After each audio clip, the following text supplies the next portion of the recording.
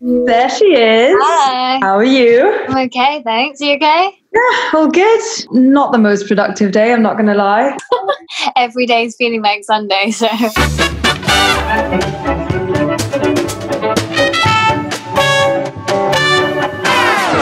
Okay, so for everybody out there that doesn't know who you are, do you want to introduce yourself really briefly, where you are, what city, and who you're with?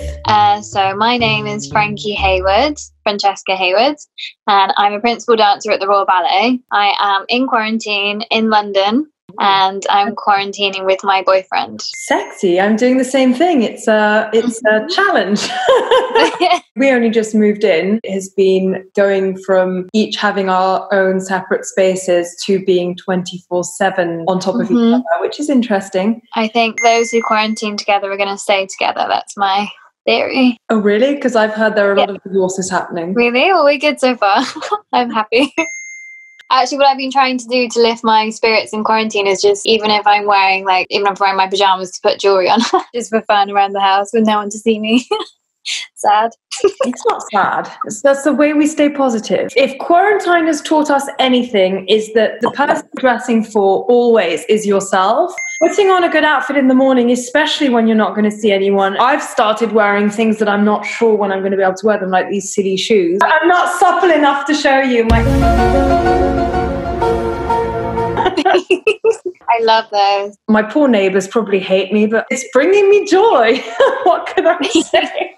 Okay, so I think that what you were training for before this all started was my favourite ballet, which is Swan Lake. I literally have gone from training for one of the biggest performances of my whole career, being in peak condition, to suddenly being told on a Tuesday that we should all go home, the whole Royal Ballet, the whole Royal Opera House, and await further instruction. So this was actually a week before the official sort of lockdown. We were all at home anyway, so going from gearing up for this massive show that I was meant to do probably, the end of March.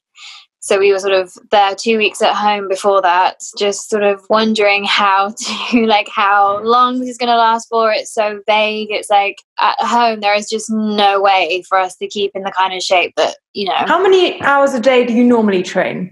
Definitely per day, like 10:30 to 6:30 with like an hour's break or something.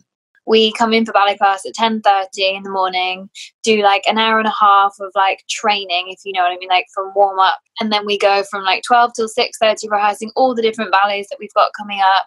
And then sometimes doing a show as well in the evening. So that's a lot of work. And so you just cannot replicate that at home, And so now what are you doing? We're all on Zoom doing like online classes Monday, Wednesday, Friday. Reverse the rond de jambe the first time. And a Tundy side with a port de bras, please. Développé side, please. Lift to close. I can't even do it fully because I can't, the floor's not right. It's literally enough just to try to keep my muscles going. So you've had to transition from training for many hours and having a very clear structure to your day to working from home. Have you added or created a routine for yourself to try and get through this, or are you just kind of freestyling every day and enjoying the extra time that you've got on your hands? I work really hard when I have a goal, but I'm also very good at relaxing. It was very uncertain at one point. I did that for a few days, and then I think you feel a bit not so good about it. And now having a shower, getting dressed is really helping. Making my healthy granola on the weekdays. That's a good tip. Stick to some old habits to make sure that you still feel that structure. Yeah. Okay, so the last thing that you posted on Instagram, I want to call it BC, before coronavirus, throwback with Taylor Swift, no less. Do you want to tell us a little bit about that? How come you obviously people will know that you were in the Cats movie, but do you want to tell us about your experience? Yeah, now looking back on all the people that I worked with, so funny watching them in things now and being oh, I worked with them, especially someone like Taylor. She's such a lovely person as well. When she's talking to you, you just feel totally at ease. In that way, I thought, wow, that's really great to see that you can still be great at what you do, have that level of fame and still be humble and respectful. And what was the main difference for you working on a film set versus training for the stage, the ballet? Every second is so precious in the theatre.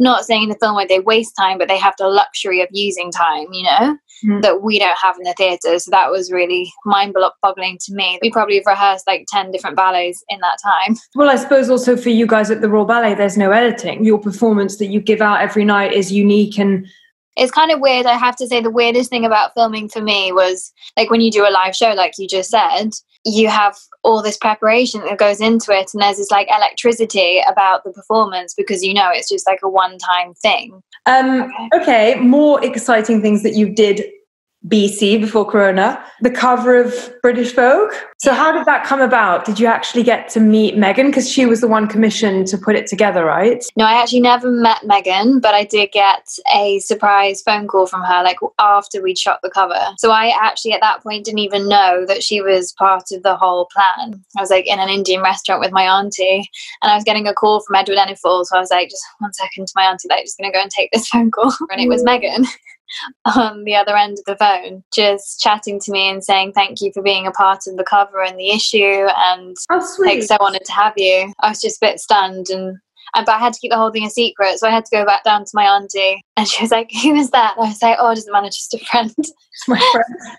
It's my friend Megan. And this season was it your first season attending shows, or have you done that before? My first proper show was Molly Goddard. Very ballet appropriate. Yeah, all the net. I love it. You made some costumes. That'd be incredible. But you went to Milan Fashion Week and got asked to one of the hottest tickets in fashion right now, which was the Bottega Veneta show. Yeah, I've always loved fashion. Like always been, aside from ballet, it's always been kind of obsession of mine, but I've never like witnessed the real thing for myself. So to actually be on the other side is still quite new for me and really exciting. It's like being obviously a guest at Bottega Veneta, where I was in this amazing Bottega like leather shirt and leather trouser. Like they were separates, but they look like, you know, as one, and the mesh shoes and a zebra pouch. Very happy. So chic. Happy girl. Okay, so before we go, I wanted to ask you for your quarantine must-dos, if you could tell us a book that you've been reading or that you've enjoyed lately, a song that you've liked, and a podcast. Okay, so the last book I read was, I think you just read the same one because I stalk Instagram all the time, 3 Women by Lisa. Loved it so much. It's really easy to read as well. It didn't feel like a chore at all. I'm just going to give one more book because it's my favourite book of all time, and I think quarantine is the perfect time to read it. A Little Life. Never heard of it. It's an amazing book. I don't know, you know, on those books that you always think about, and I can't really even describe to you what it's about. It's very sad, I have to say, but sad in like a beautiful way. Would highly recommend that one. What's your favourite song to listen to at the moment? Okay, at the moment I'm obsessively listening to, so I just rewatched the film I, Origins, and there's this amazing song right at the end by Radiohead. Really want to dance to it. I want someone to choreograph something. If anybody's a choreographer out there, you know what to do. There are a few. Okay, so we've got your favourite song, and what's your favourite podcast? Do you have one? I mean, honestly, this is my grandma coming back out to me again. I love Desert Island Discs.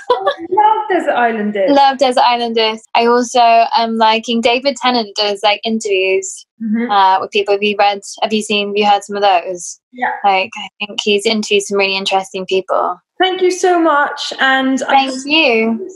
Thanks so much. Take care of yourself. Lots of love. Bye. Bye.